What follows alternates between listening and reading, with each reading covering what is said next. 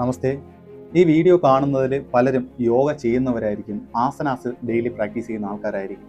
Okay, നിങ്ങളോട് ചോദിച്ചിട്ടുണ്ടോ നമ്മൾ ചെയ്യുന്നത് കറക്റ്റ് പ്രോപ്പറായിട്ടുള്ള യോഗയാണോ? യഥാർത്ഥത്തിൽ യോഗ എന്ന് വെച്ച് കഴിഞ്ഞാൽ ഒരു ഒരു ഒരു മണിക്കൂറോ 2 മണിക്കൂറോ ചെയ്യേണ്ട ഒരു പ്രോസസ്സല്ല. 24 മണിക്കൂറും നമ്മളുടെ കംപ്ലീറ്റ് ലൈഫ് ലോങ്ങും നമ്മൾ ചെയ്യേണ്ട ഒരു പ്രോസസ്സാണ്. ഓരോ നിമിഷത്തിൽ നമ്മൾ ചെയ്യേണ്ട ഒരു പ്രോസസ്സാണ് യോഗ എന്ന് പറഞ്ഞു കഴിഞ്ഞാൽ.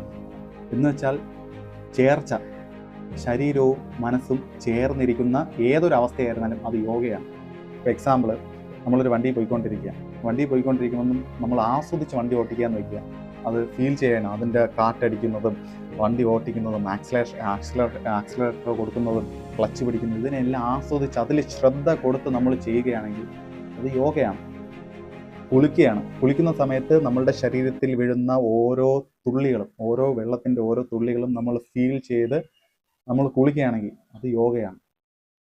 അല്ലാതെ ശരീരം വളഞ്ഞെന്ന് പറഞ്ഞോ, ശരീരം ഭയങ്കരമായിട്ട് ഫ്ലെക്സിബിലിറ്റി വന്നെന്ന് പറഞ്ഞോ അത് യോഗ ആവത്തില്ല. അത് വെറും ആസനാസാണ്. അങ്ങനെ യോഗ ആവണമെങ്കിൽ സർക്കസുകാരും യോഗികളാണ്, ഇല്ലേ? ശരീരം വളഞ്ഞെന്ന് പറഞ്ഞിട്ട് യോഗി ആവത്തില്ല. ശരീരത്തിനെ നമ്മൾ എപ്പോൾ ശ്രദ്ധിച്ച് തുടങ്ങും അപ്പം നമ്മൾ യോഗിയാവും. ശരീരവും മനസ്സും എപ്പോഴും കണക്റ്റാവും. ആ ശരീരവും മനസ്സും കണക്റ്റായിട്ട് അത് നമ്മളുടെ ആത്മാവുമായിട്ട് കണക്റ്റാവും. അപ്പം നമ്മൾ യോഗിയാവും. യഥാർത്ഥ യോഗയിലോട്ട് നമ്മൾ എത്തും.